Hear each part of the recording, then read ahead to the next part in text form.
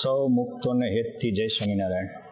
આપણે અત્યારે નિહાળી રહ્યા છીએ ગાદીવાળા મેળા ઉપર આવેલું આચાર્ય પ્રવર શ્રી રઘુવીરજી મહારાજનું આસન. મંદિરના પરિસરમાંથી નીચે ઉતરો એટલે ઉત્તર તરફ આવેલો જે વિશાળ લાકડાનો બનાવેલો મેળો હાલ એક ગાદીવાળા મેળા તરીકે પ્રસિદ્ધ છે. આનો રહસ્યમય ઇતિહાસ આપણે ઉજાગર કરવો છે, પરંતુ પ્રથમ આરંભ કરીએ પુરુષોત્તમ નારાયણથી.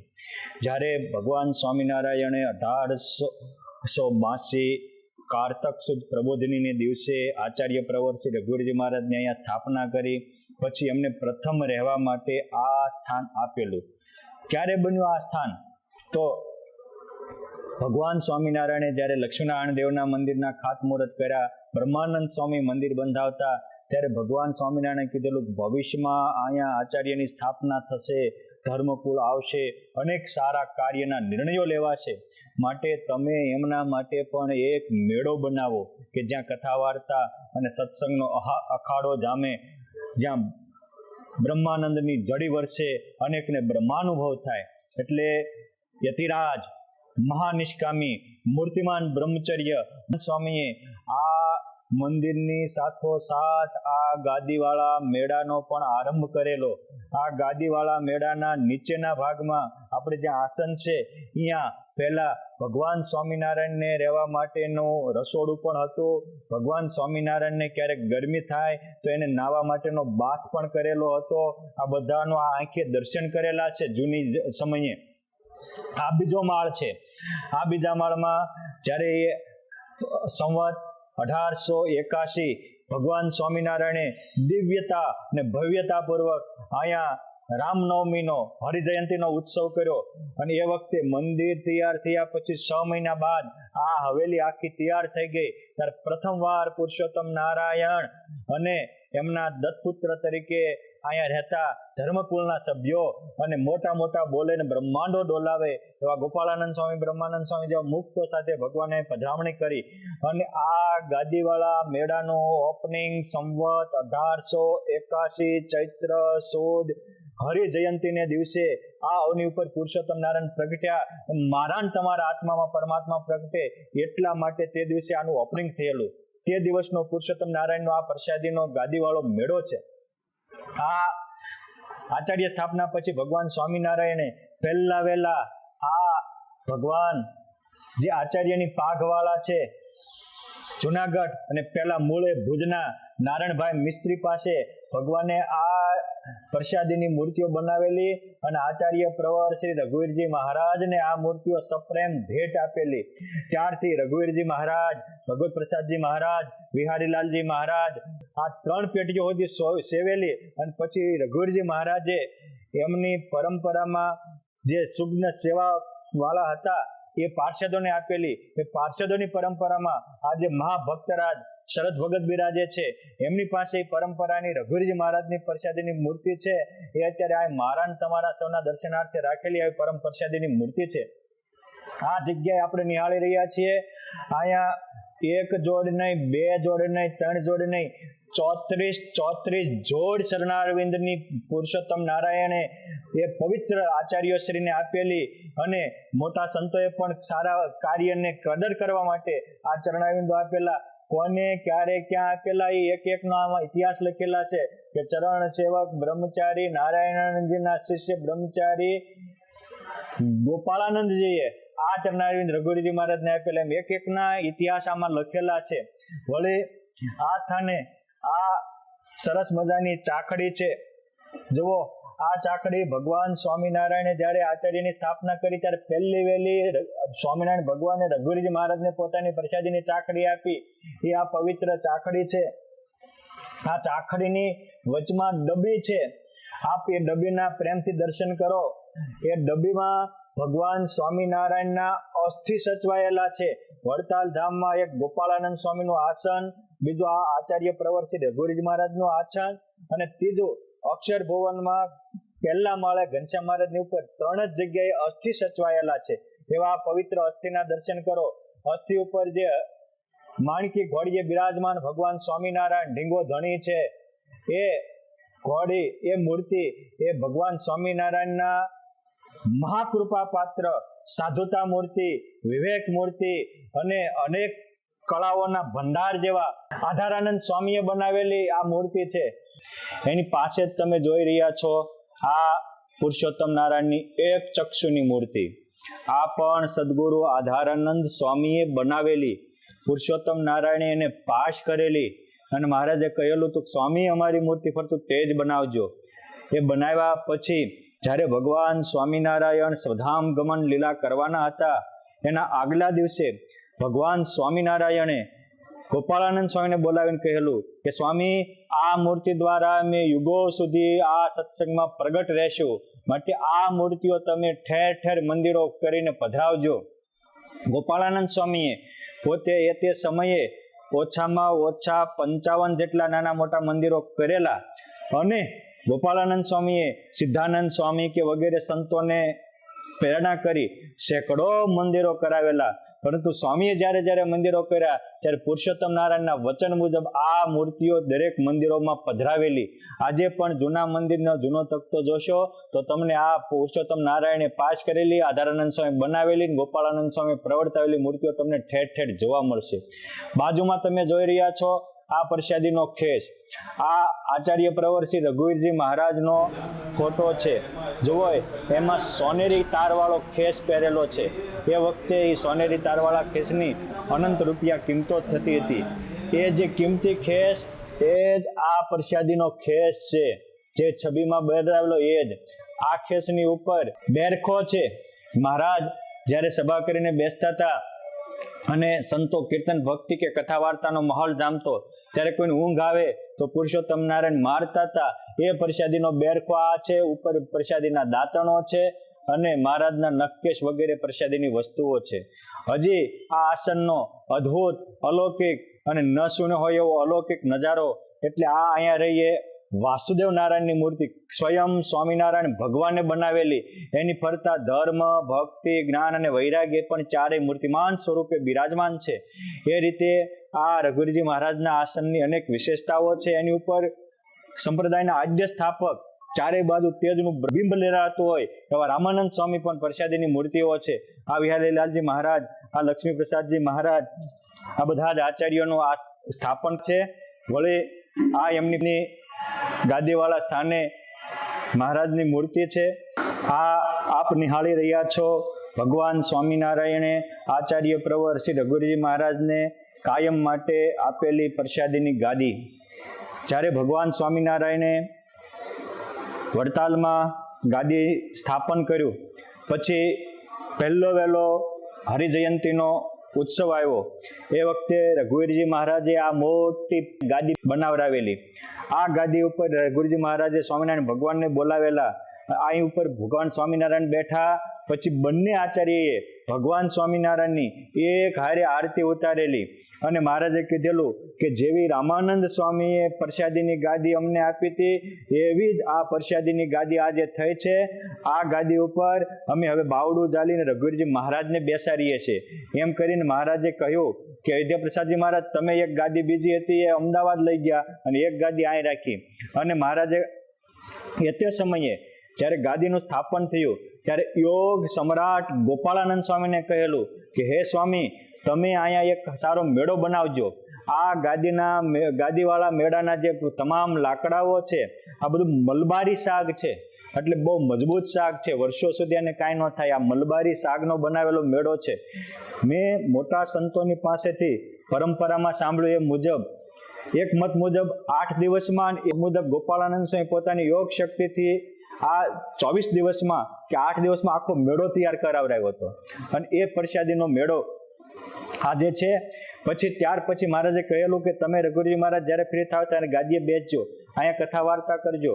એટલે દર ચોમાસામાં પુનિત પરંપરા મુજબ આચાર્યશ્રી આ ગાદીએ બેઠા હોય, અહીંયા વક્તાઓ કથા કરતા હોય. દર ચાતુર્માસમાં ભક્ત ચિંતામણી સત્સંગજીની કથાઓ થતી હતી. આ તો મેં પણ નજરે નિહાળેલું છે. અને અહીંયા બાજુમાં જ આ જે આસનો દેખાય ત્યાં પહેલા ધર્મકુળની હવેલી હતી. ત્યાં ધર્મકુળના તમામ સભ્યો રહેતા હતા. આચાર્ય શ્રી રઘુવીરજી મહારાજ, આચાર્ય શ્રી ભગવત પ્રસાદજી મહારાજ, વિહારીલાલજી મહારાજ, લક્ષ્મી પ્રસાદજી મહારાજ ત્યાં સુધી આ સ્થાનમાં રહ્યા. પ્રતિમ પ્રસાદજી મહારાજ પણ અહીંયા વિશેષતઃ રહેતા હતા. અંતિમ સમયે એમને બહાર જવાના સંકલ્પ હતા અને ત્યાર પછી આનંદ પ્રસાદજી મહારાજે, આજે જે રઘુવીર વાડી કહેવાય છે એ વખતે રઘુવીર બાગ કહેવાતો હતો. અને આચાર્ય શ્રી પણ એ જગ્યાએ તે સમયે ધ્યાન કરવા જતા હતા. મોટા મોટા સંતો પણ એ સ્થાનમાં ધ્યાન કરતા હતા. એ ધ્યાન માટેનો બાગ હતો, ભોગ માટેનો નહીં, ભગવાનને ભેટવાનો બાગ હતો. પરંતુ પછી જ્યારે આનંદ પ્રસાદજી મહારાજ આવ્યા ત્યારે એમને પોતાની સત્તાનો આપણે જે ગણો એ પણ ત્યાં 2 બંગલા બનાવ્યા. મોરસિયામાં બંગલો બનાવ્યો, સારંગપુરમાં બંગલા બનાવ્યા, પંઢરીમાં બંગલા બનાવ્યા અને ત્યાં પણ અનેક વીઘા જમીનો ખરીદી.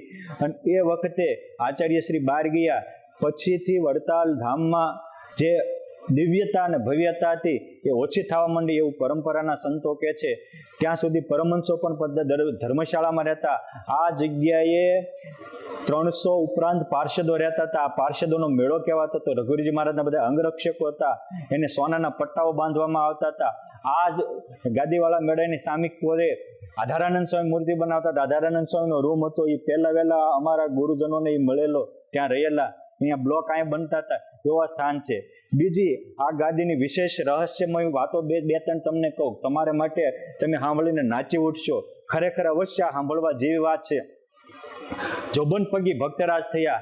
એ જોબન બાપુ જ્યારે ભગવાન ગઢપુરમાં રહેતા તો અક્ષર ઓરડીની બાજુમાં રહેતા હતા અને અક્ષર ઓરડીને અક્ષરધામનો તખત સમજતા હતા અને અક્ષર ઓરડીમાં બિરાજમાન પુરુષોત્તમ નારાયણને અક્ષરાધિપતિ સમજતા, આવા દિવ્ય ભાવે સેવતા હતા.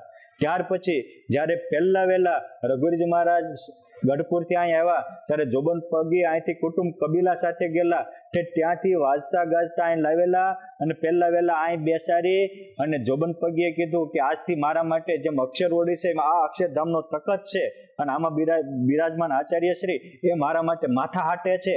પછી એને આરતી કરેલી અને ઘીના દીવા કરેલા. આજે પણ પરંપરામાં જોબન પગી ને પગીના વારસદારો આ ગાદીનો એવો મહિમા સમજે છે. અને સ્વામિનારાયણ ભગવાને કહેલું કે આ ગાદી ઉપર કોઈ પણ આચાર્યની સ્થાપના થાય તો પેલું પૂજન સભા મંડપમાં થાય, જાહેરમાં. અને પછી આ ગાદી આવે અને આ ગાદી આવ્યા પછી આચાર્ય શ્રીને માથે પાઘ મુકાય અને ભગવાન સ્વામિનારાયણને વસતા ખાચરના દીકરા જોઈતા ખાચરે જે 2 કેરી સાથે 14 તોલાની ઉતરી આપેલી એ પ્રસાદીની ઉતરી આચાર્યશ્રીના શ્રીકંઠમાં પહેરાવાય પછી એ આચાર્ય લીગલી વડતાલ દેશના ગણાય. અને પરંપરાના મોટા મોટા સંતોએ એમ જ કહેલું હતું કે ગાદીએ બેસે એ આચાર્ય, જે મંદિરની દીક્ષા પ્રતિષ્ઠા આપતા હોય એ આચાર્ય. માટે જે સુગ્ન માણસો હોય એની આપણી પુનિત પરંપરાને પકડી રાખજો તો પામવાનું પામશો ને સુખિયા થશો. વળી આ ગાદી સાથેની સંકળાયેલી એક નવો ઐતિહાસિક તમને રસપ્રદ વાત કરું. આ મેળો તો માત્ર 8 દિવસ કે 24 દિવસમાં બનેલો, પરંતુ ત્યાર પછી આપણી પુનિત પરંપરા મુજબ આ અમારા શરદ ભગત છે, એ પણ આ પરંપરાના જ્ઞાતા છે, જાણકાર છે, વર્ષોથી આ આસનની સેવા કરે છે અને આજે પણ એ સેવા કરી રહ્યા છે. એમને પણ આ પરંપરાની અનેક અનુભૂતિઓ છે. અહીંયા પહેલા આપણા સંપ્રદાયમાં પરંપરા મુજબ નામ ધર્માદો લેવાની ચિઠ્ઠીઓ પડતી હતી. આજે પણ ચિઠ્ઠીની પરંપરાઓ છે, પણ એ વખતની ચિઠ્ઠીની પરંપરા સમજવા જેવી છે કે અહીંયા આચાર્યશ્રી બેઠા હોય, બાજુમાં કોઠારીશ્રીની ખુરશી હોય ત્યાં બેઠા હોય અને જે કોઈ મંડળધારી એ વખતે 45-46 મંડળધારી સંતો કહેતા એ આખો મેળો ભરાઈને બેઠો હોય. પછી બેલ વાગે એટલે એક વ્યક્તિ ઊભા થાય, અહીંયા ચિઠ્ઠીઓ પડી હોય. પછી આચાર્ય એક નાનો બાળક નિર્દોષ હોય, જેમાં આપણે ઘનશ્યામ મહારાજના દર્શન કરી શકીએ એવો એ નિર્દોષ બાળક એક ચિઠ્ઠી લઈને આપે અને એ ચિઠ્ઠી જે આ કોઠારીને આપે, કોઠારી વાંચે કે આ હરિસ્વરૂપ સ્વામી ખાનદેશી પલાણા ગામની ચિઠ્ઠી, તો એ ચિઠ્ઠી એને લઈ લેવાની. પછી ચિઠ્ઠી બદલે નહીં. બીજો આવે ઊભા થાય કે હરિબળ સ્વામી મેળાવની ચિઠ્ઠી, નાર સોજિત્રાની ચિઠ્ઠી, એમ જેને જે મળે એ રીતે ચિઠ્ઠીઓ ફરતા હતા.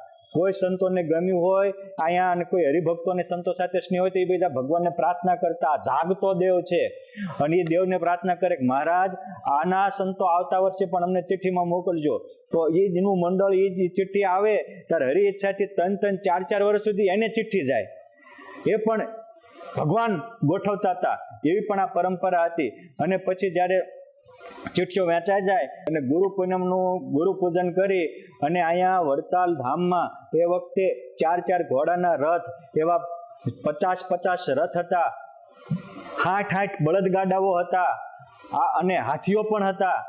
અને એ રથમાં કે ગાડામાં બેસીને સંતોને જ્યાં ચિઠ્ઠી હોય ત્યાં કંજરી કે ચકલાસી સ્ટેશને જાય, ત્યાંથી સંતો રેલવે હતી, બીજું તો વ્યવસ્થા નહોતી, રેલવે ફાટકમાંથી જાય અને પછી એક ગામમાં 15 દિવસ 20 દિવસ કે મહિનો રોકાય, એક ગામથી બીજા ગામ. એ ગુરુ પૂનમે ગયા હોય એ સંતો પાછા અન્નકોટ થાય ત્યારે પાછા આવે, ત્યાં સુધી ગામડે ફરતા હતા. એ વખતે બીજી તો વ્યવસ્થા નહોતી. બીજું કે અહીંયા રહેતા સંતો, અહીંયા 1400 જેટલા સંતો રહેતા હતા, 1-2 નહીં. ધર્મશાળામાં ઉપર નીચે 2-2ની લાઈન લાગતી હતી. અમારા દાદા ગુરુ પણ કહેતા હતા કે 1400 સંતો રહેતા હતા. આટલા સંતો. અને એ વખતે મોસ્ટલી મોટા ભાગના ચરોતર દેશના સંતો વડતાલમાં રહેતા હતા અને વડતાલની દિવ્યતાને દીપાવતા હતા. અને એ ચરોતર દેશના, આ પ્રદેશના, કાનમના, વાંકલના, આ પ્રદેશના પરમહંસો ગામડે ગામડે જાય. સૌને ઘરે જ્યારે સંતો ગામડે આવે ત્યારે જાણે કે ગોળ ને હાકરના ગાડા આવ્યા હોય એટલો બધાને આનંદ થતો હતો. અને એ સંતો 1400 સંતોને જમવાનો જેટલો ખર્ચો થતો હતો, એ ખર્ચો એ તે વખતના આચાર્ય શ્રી એકલા ભોગવતા હતા. અને પછી સંપ્રદાયમાં અમુક કાળે આ જે આવી એક સત્તુ શાસન અને બધાને અન્યાય થતો હતો, એને કારણે આ સ્કીમ આવેલી છે. હવે હરિભક્તોએ પણ જાણવું પડે કે આ વાસ્તવિક હકીકત છે. માટે આ હકીકત એ પણ આપણે સમજવા જેવી છે. અને આ ચિઠ્ઠીઓ આ રીતે ચાલતી હતી. એ વખતે અહીંયા 2 કોઠાર રહેતા હતા. એક મંદિરના વહીવટનો કોઠાર, એ પછી વડતાલ કે વડતાલની નીચે આવતા મંદિરની વહીવટ થતું. એ વખતે વડતાલમાં 3400 વીઘા જમીન હતી અને એ જમીનનો કોઠાર બીજો હતો. 2 કોઠારીઓ રહેતા હતા. અને પાર્ષદો, ભુજ મંદિરની પરંપરા મુજબ પાર્ષદો એ આર્થિક વહીવટ કરતા હતા. અને ચૈતન્ય સંપત્તિ એને પરમહંસો મહંતો સાચવતા હતા. અને પરસ્પર એકબીજા પ્રત્યેના પૂરક બની એકબીજા પ્રત્યેના મહિમાને દિવ્યતામાં રસ રહેતા બધા વિઝનરી વ્યક્તિઓ હતા, વિઝન સાથે કામ કરતા હતા. એટલે સંપ્રદાયનો દિગંતમાં ડંકો વાગતો હતો. પરંતુ કાલે કરીને એ જે વિઝન હતું એ વિનાશ પામ્યું. અને જે કોઈ મહાભારતમાં પણ લખ્યું છે કે મોટા છે એ નાનાનું પ્રારબ્ધ બને છે. એમ કેન્દ્ર સ્થાને એવી વ્યક્તિઓ આવ્યા કે ભોગવાદી ને ભાગલાવાદી થયા, પૈસા આપે, એને સત્તા આપે અને હારાને એક બાજુ કરે.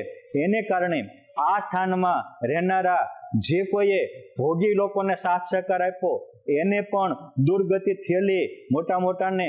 કારણ કે કર્મનો સિદ્ધાંત છે, ભૂલ કરે એ ભોગવે. જેને દેવના પૈસા ખાધા એને દુર્ગતિ થયેલી. અને એની ઇતિહાસો તો હું અત્યારે મોગે વર્ણવી ન શકું. પછી ગોમય સ્થાનમાં હોય એની પણ થતી.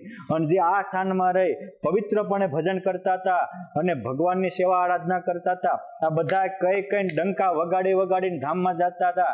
આ શરદ ભગત છે એને 244 એટલા તો સંતોના અગ્નિ સંસ્કારમાં ગયેલા છે. કેટલાય આગળ કઈને ધામમાં જતા હોય કે જો આ હરિસ્વરૂપ સ્વામી હતા, એક લક્ષ્મી ગુરુ હતા, આગલે દિવસે કે કાલ મારે 4:45 વાગે ધામમાં જવું છે. એ કોઈ કોઠારીઓ નહોતા, પરંતુ પુરુષોત્તમ નારાયણના હૃદયમાં સ્થાન મેળવેલા હતા. આવા પણ દિવ્ય ભવ્ય પ્રસંગોની તો આ વડતાલમાં કતાર જામેલી છે. માટે આવા દિવ્ય ભવ્ય પુરુષોત્તમ નારાયણે સ્થાપેલા ધામમાં આવી આપણે પણ પુનિત પરંપરાને વળગી લઈએ. આપણા સ્વાર્થને કારણે જો ભગવાનની સ્થાપેલી મર્યાદા લોપશો તો કોઈ પણ હશે ઈશ્વરના દરબારમાં ડેર છે, અંધેર નથી. જે તમે ભગવાનના કે ધર્માદાનો જો ખાધો, ભૂલ કરી તો સામે મરીને ભૂત થવા અને જમપુરીમાં જવા તૈયાર રહેજો. અને પુરુષોત્તમની નિસ્વાર્થ ભાવે સેવા કરી તો પુરુષોત્તમ નારાયણ પોતાનું પ્લેન લઈને તમને લેવા આવવા પણ તૈયાર છે. આ વડતાલમાંથી સેંકડો સંતો ભક્તો ડંકો વગાડીને કઈને ધામમાં ગયા છે અને પરમાનંદને પામી પૂર્ણ કામ થયા છે. માટે આપણે પણ પુરુષોત્તમ નારાયણે બાંધેલી શિક્ષાપત્રીની મર્યાદામાં રહીને, પુરુષોત્તમે સ્થાપેલી આ ગાદીની મર્યાદામાં રહીને નિસ્વાર્થ અને નિષ્કામ ભાવે સેવા કરી આપણા જીવનને ધન્ય બનાવીએ. ગાદીવાળા મેળાનો આ અદ્ભુત અલૌકિક ઇતિહાસ આટલો ઇનફ. વિશેષ ભગવાન પ્રેરણા કરશે ત્યારે પછી કહેશું. જય શ્રી સ્વામિનારાયણ.